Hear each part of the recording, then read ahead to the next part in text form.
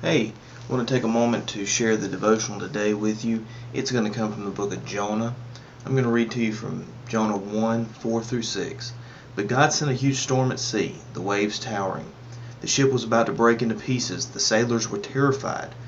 They called out in desperation to their gods. They threw everything they were carrying overboard to lighten the ship. Meanwhile, Jonah had gone down into the hold of the ship to take a nap. He was sound asleep. The captain came to him and said, "What's this, sleeping? Get up. Pray to your God. Maybe God will see we're in trouble and rescue us."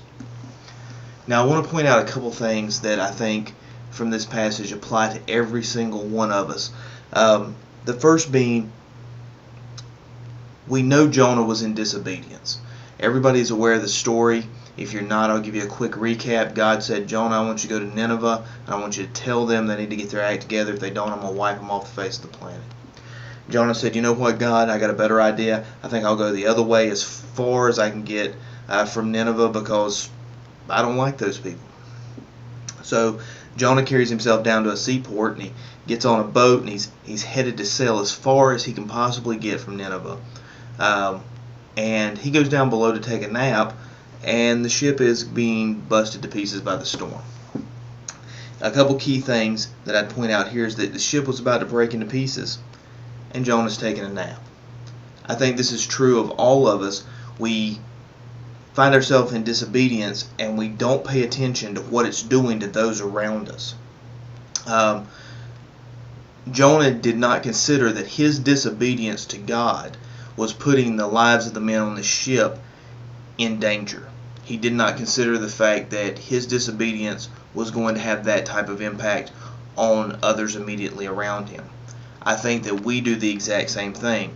We can become oblivious to the disobedience causing an issue for anybody else. We're taking a nap while the world around us falls apart. It may be the parent that says, "You know what, I don't think it's a big deal that I'm surfing pornography," but it affects the relationship with the other spouse, which then in turn leads to stress in the home, which then affects the children. And one simple disobedient act or sinful act then becomes a gateway that just allows things around us to crumble and fall.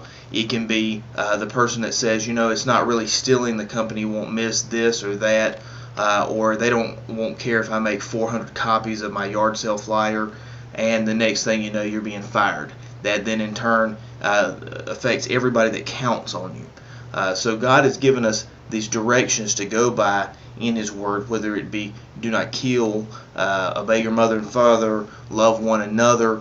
Okay, so we've got those from the God, and in our own mind we justify reasons to get away from those or around those, and sometimes we do it through just outright disobedience. I'm going the other direction like Jonah was doing. Sometimes we parlay that into God, I know you want me to go feed the homeless, but I really want to go to the football game on Saturday, so instead I'll get to church early and I'll hand out bulletins on Sunday. But what we don't realize is that God has an intended purpose for each and every one of us, and when we get outside of that intended purpose, then negative effects happen to all those that are around us, and our own disobedience, much like Jonah's, can cause the ship to fall apart. The men in this story, we don't know that they did anything wrong. We don't know that God had any particular reason to want to punish them. What we do know is that they were being punished because of Jonah's disobedience, and he was so oblivious that he was in the bottom of the ship sleeping. So the next time that you're thinking or bartering with God or just outright and flat disobedience, think about the fact that the world around you is paying for those decisions in one way or the other, through missed opportunities, through negative consequences.